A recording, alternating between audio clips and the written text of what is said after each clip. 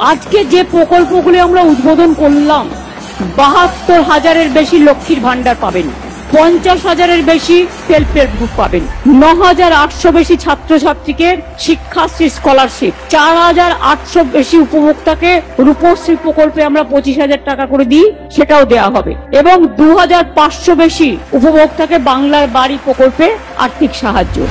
বাংলা এবার ধান উৎপাদনে সারা ভারতবর্ষে ফার্স্ট হয়েছে। তাই মনে রাখবেন, কৃষক বন্ধুদের, ক্ষেত মজদুরদের আমি সবাইকে অভিনন্দন জানাই, এই মাটিকে আমি সম্মান জানাই। এই মাটি আমার সোনার মাটি, এ মাটি সোনার চেয়েও খাঁটি। এই মাটিতেই জন্ম নিল রবীন্দ্র নজরুল, একই বৃন্তে দুটো কুসুম, আলোকময় সে ফুল। তাই বাংলার ঘরে ঘরে নতুন প্রজন্ম হাল ধরো আজ ভারতের দরবারে। আমরা হারবো না, মাথা নত হবে না।